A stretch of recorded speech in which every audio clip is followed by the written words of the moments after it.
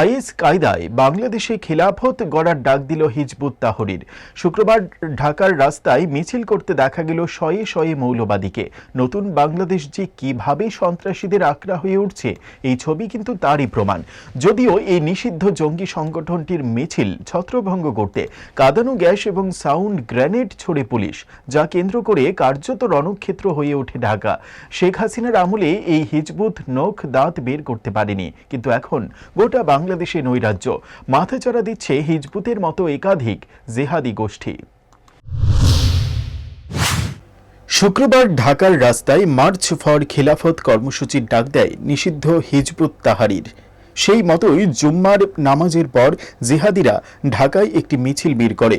পরিস্থিতি বেগতিক বুঝে আসরে নামে পুলিশ, কিন্তু আইন শৃঙ্খলা বাহিনীর বাধা অতিক্রম করেই মিছিলটি পল্টন মোড় পার হয়ে বিজয়নগর মোড়ের দিকে যায়।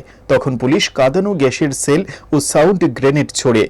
এক পর্যায়ে পুলিশের সঙ্গে ধস্তাধস্তি হয় হিজবুত সদস্যদের। এরপর লাঠিপেটা করলে মিছিলটি ছত্রভঙ্গ হয়ে যায়। মিছিলে অংশগ্রহণকারীরা বিভিন্ন অলিতে গলিতে ঢুকে পড়ে, কিন্তু কিছুক্ষণ পরই তারা আবার সংগঠিত হয়ে পল্টন মোড়ের দিকে আসতে থাকে। পুলিশ ফের সাউন্ড গ্রেনেড ছুড়লে মিছিলটি আবার ছত্রভঙ্গ হয়ে যায়।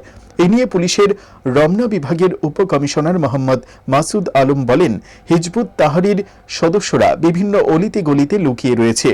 পুলিশ সব রকম সতর্কতা অবলম্বন করছে। জাতীয় মসজিদ বাইতুল মোকাররমের সামনেও আশপাশে এলাকায় মোতায়েন রয়েছে সেনাবাহিনী ও র্যাব ও পুলিশের বিভিন্ন শাখার সদস্যরা। এছাড়াও এই সংগঠনের যে কোনো কার্যক্রমের বিরুদ্ধে কঠোর পদক্ষেপ করার হুঁশিয়ারি দিয়েছে ঢাকা মহানগর পুলিশ। তারা জানিয়েছে, হিজবুতের এই ধরনের কার্যক্রম দেশের সন্ত্রাস বিরোধী আইনের আওতায় শাস্তিযোগ্য অপরাধ। ঢাকা সহ একাধিক জায়গা থেকে এখনো পর্যন্ত বেশ কয়েকজন হিজবুত জঙ্গিকে গ্রেফতার করেছে পুলিশ। প্রসঙ্গত 2016 সালের 1 জুলাই রাজধানী ঢাকার গুলশানে হোলি আর্টিজান বেকারিতে ভয়াবহ সন্ত্রাসী হামলা হয়। এই ঘটনায় নিহত হয়েছিলেন 2 জন পুলিশ আধিকারিক। তাদের স্মৃতিতেই তৈরি করা হয়েছিল দীপ্ত শপথ স্মারক। কিন্তু হাসিনার দেশত্যাগের পর সেই ঐতিহাসিক স্মারক গুড়িয়ে দেয় সন্ত্রাসীরা। লাগিয়ে দেওয়া হয় হিজবুত তাহরীর পোস্টার। এরপর এই জেহাদি সংগঠনকে নিষিদ্ধ ঘোষণা করে আইন ব্যবস্থা নেবার ঘোষণা করেছিলেন পুলিশের মহাপরিদর্শক মোহাম্মদ মঈনুল ইসলাম।